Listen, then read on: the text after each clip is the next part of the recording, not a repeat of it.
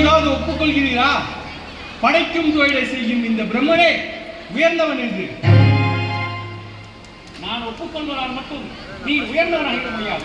நீ இன்னும் சொல்ல போனால் எமக்கு இணையாக உன்னை நினைத்து புற பார்க்க முடியாது. எனது நாபிக் கமலத்திலிருந்து தோன்றிய உண்மை ஒரு வகையில் பார்த்தால் எமது மகன் என்று கூட கூறலாம். பெற்ற பிள்ளை பெரியவனாகிவிட்டால் பெற்ற தந்தையை விட உயர்ந்தவனாகிவிட்டானா என்ன? இந்த பிரம்மனுக்கு தந்தை என்று யாரும் கிடையாது. ஆதிசக்தியின் அம்சமாக ருத்ரன், சிவன், விஷ்ணு, பிரம்மன் என்ற மும்மூர்த்திகளாக அவதரித்தவர் தான் நான். அப்படி இருக்கையில் நீர் எப்படி எனக்கு தந்தையாக முடியும்?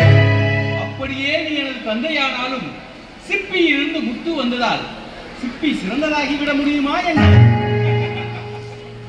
பெற்றதெல்லாம் பிள்ளையாகி விடாது, நட்டதெல்லாம் பயிராகி விடாது என்பது சரியாகத்தான் இருக்கிறார். பிரம்மனே, வீணாக எம்மோடு வார்த்தை விளையாட்டு விளையாட வேண்டாம். விளையாடுவது நானா அல்லது நீயா? முறைப்படி பார்த்தால் மும்மூர்த்திகளில் முதல் மூர்த்தியே நான் தான். நான் படைப்பதை காப்பது மட்டும்தான் உனது வேலை. இன்னும் தெளிவாக சொல்ல வேண்டும் என்றால் நான் படைப்பதை காவல் காக்கும் ஒரு சாதாரண காவல். காப்பாற்றுவது எவ்வளவு கடினமான வேலை என்று உனக்கு எங்கே தெரிய போகிறது? படைத்த அக்கணமே உமது பணி நிறைவு பெற்றது. படைத்த உயிரினங்கள் இறக்கும் வரை எம்மால் தான் காப்பாற்றப்படுகின்றன.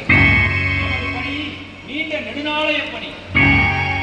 இன்னொரு முறை என்னை தரைக்குறைவாக எடை போட வேண்டாம். தரைக்குறைவாக எடை போடுவது நான் அல்ல. உமது தரம் என்னவென்று தெரியாமல் நீர் பேசுவதுதான் வேடிக்கையாக இருக்கிறது.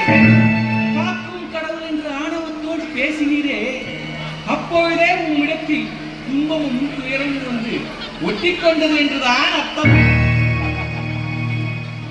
துன்பமும் இன்பமும் இந்த பரந்தாமனை என்றுமே சமநிலையிலேயே வைத்தது. ராமவதாரத்தில் யாம் காணாத துன்பங்களா, இல்லை கிருஷ்ணாவதாரத்தில் யாம் காணாத இன்பங்களா? பிரம்மனே, முதலில் நாம் ஒருவரை ஒருவர் மதித்தால்தான் அது நம் ஒருவருக்குமே நல்லது. பரந்தாமா,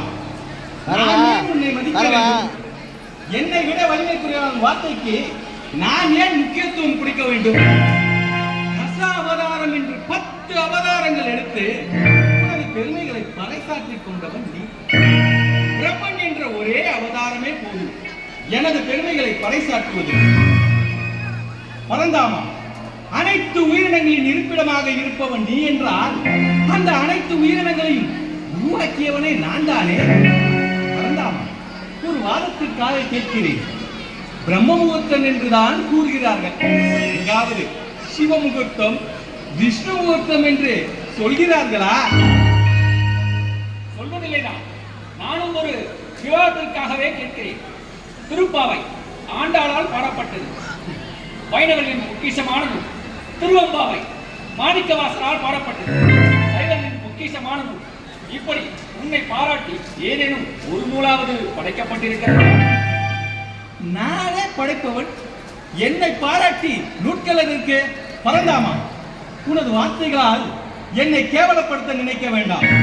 இதோ இப்பொழுதே சொல்கிறேன், உறுதியாகவும் இறுதியாகவும் சொல்கிறேன்.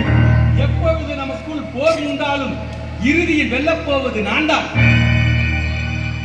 போர் என்று வந்துவிட்டால் புறமுதுகிட்டு ஒரு கோடை அல்லனா, போரை காணாதவரும் அல்லனா.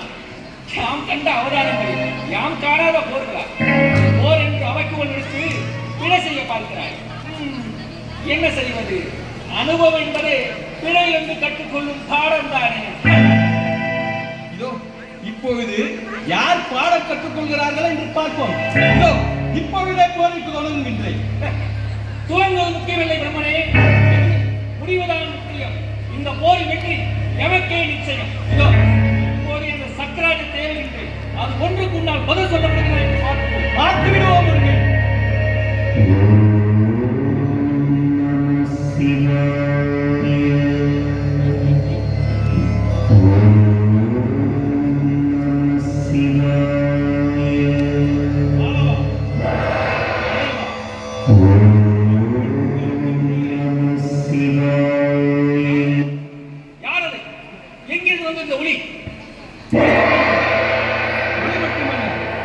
அங்கே 100 கோடி சூரிய கதிர்கள் விண்ணுக்கும் மண்ணுக்கும் ஓங்கி நிற்கின்றதே, அந்த ஒளி யாருடையது?